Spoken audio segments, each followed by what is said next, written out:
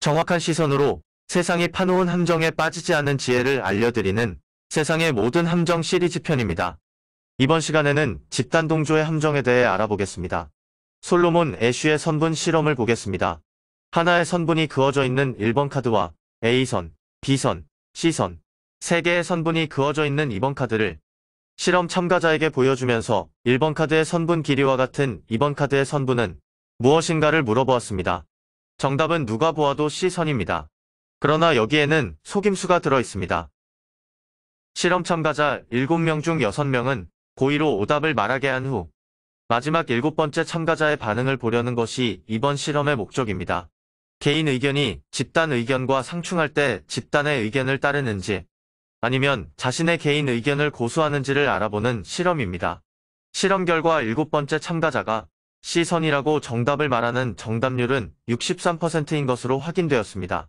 명백하게 정답이 보이는 상황에서도 무려 37%는 정답을 말하지 않는 것입니다. 앞선 6명의 집단 의견을 따라가면서 자신의 의견을 포기한 것이지요.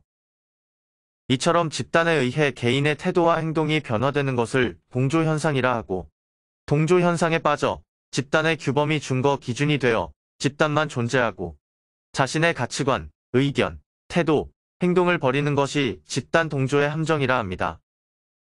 동조현상은 크게 두 범주에서 이루어집니다. 첫째가 집단의 크기입니다. 집단의 힘은 세 사람이 모이면 강력해집니다. 세 사람이 같은 목소리를 내면 그 주장에 힘이 실려 집단 전체를 움직일 수 있습니다. 이것을 3의 법칙이라 합니다. 단 세 사람만 먼 하늘을 쳐다보아도 횡단보도 앞에 많은 사람들도 그곳을 쳐다보게 됩니다. 푸른색 신호로 바뀌어도 횡단보도를 건너지 않고 계속해서 먼 하늘만 쳐다보고 있지요. EBS 다큐 프라임에서 3의 법칙을 설명하는 자료로 방송한 내용입니다. 이와 비슷한 사자성어로 3인성어라는 말이 있습니다.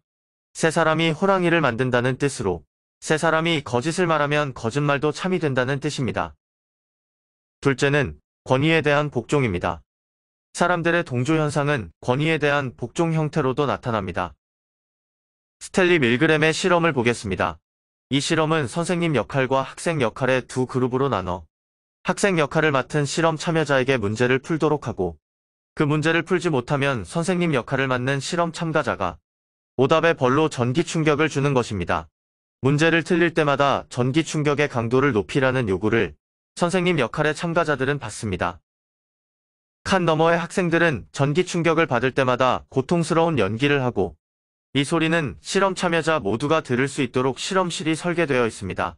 실험 결과 선생님 역할의 실험 참여자 대부분이 학생의 괴로운 목소리에 전기 충격을 더 줄 수 없다고 하자 이때 이 실험의 총책임자가 나타나 결과에 대해서 자신이 모두 책임을 지겠다라는 말을 합니다.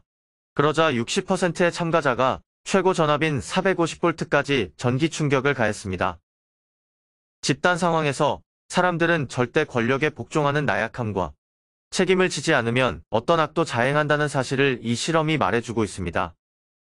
그러면 자신을 버리고 집단을 따르는 동조현상이 일어나는 이유는 무엇일까요? 그것은 원시시대부터 내려오는 인간의 유전자 영향 때문입니다. 원시시대에는 집단으로부터의 추방은 곧 죽음을 의미했습니다. 집단으로부터 추방당하지 않기 위해 집단의 규범, 질서, 의견을 따라야 했고 권력자에게 절대 복종을 해야 했지요.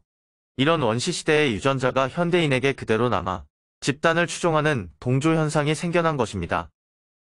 집단을 따르면 일상생활에서도 편해지는 이점이 있습니다. 만약 집단과 반대되는 의견을 냈을 때 자신의 의견이 틀릴 경우 집단으로부터의 멸시와 보복은 당연한 것이 됩니다. 자신의 의견이 맞더라도 문제가 됩니다. 잘난 척한다라는 집단으로부터의 따돌림이 예상되기 때문입니다. 결국 집단과 반대되는 의견은 진실 여부와 상관없이 본인에게 좋지 않은 영향을 끼치게 됩니다. 만약 집단과 동조하는 의견을 냈을 때는 자신의 의견이 틀리더라도 크게 문제가 되지 않습니다. 문제에 대한 책임은 집단이 공동 책임으로 지기 때문입니다. 공동 책임은 책임이 희석된다는 말과 같습니다. 책임이 분산된다는 뜻입니다. 그래서 개인은 위험해지지 않는 것입니다. 집단으로 있을 때 개인의 책임이 분산된다는 연구 결과가 있습니다. 사회적 태만이라는 링겔만 효과가 그것입니다. 줄다리기 할 때 개인이 혼자 내는 힘이 100이라면 10명이 모이면 1000의 힘이 되어야 합니다. 그러나 링겔만의 실험에 의하면 실제로는 전체 힘이 1000보다 감소하는 것으로 밝혀졌습니다. 집단으로 있을 때 그리고 책임 소재가 분명하지 않을 때 개인의 책임은 감소하여 사회적 태만 현상이 일어난다는 것입니다. 방관자 효과도 이와 비슷합니다. 1964년 미국에서 발생한 키티 제노비스 살인 사건으로 인해 방관자 효과가 생겨났습니다. 키티 제노비스는 괴한에게 칼에 찔리자 소리를 질러 도움을 요청하였으나 주위의 사람들이 38명이나 있었음에도 어느 한 사람도 그녀를 도와주지 않았습니다. 그녀는 어떤 도움도 받지 못하고 죽임을 당했지요. 주위에 있었던 38명의 목격자는 누군가가 그녀를 도울 것으로 생각했기 때문에 신고조차 하지 않았다고 진술했습니다. 집단 속에서의 개인은 이처럼 다른 사람들에게 자신의 책임을 분산시켜 자신의 책임을 희석해버립니다. 집단으로 있을 때 개인의 책임은 분산되어 방관하는 방관자 효과가 나타난 것입니다. 어려움에 처한 사람 주위에 사람들이 많을수록 도움을 받을 확률은 낮아지고 도움을 받더라도 시간이 걸린다는 것이 실험 결과로 밝혀졌습니다. 집단과 동조하는 인간의 본성을 잘 보여준 사례입니다. 사람들의 동조 현상은 원시 시대부터 내려온 태생적이어서 집단으로부터 완전한 독립은 사실상 불가능합니다. 집단과의 동조는 세상을 살아가는데 어느 정도 필요합니다.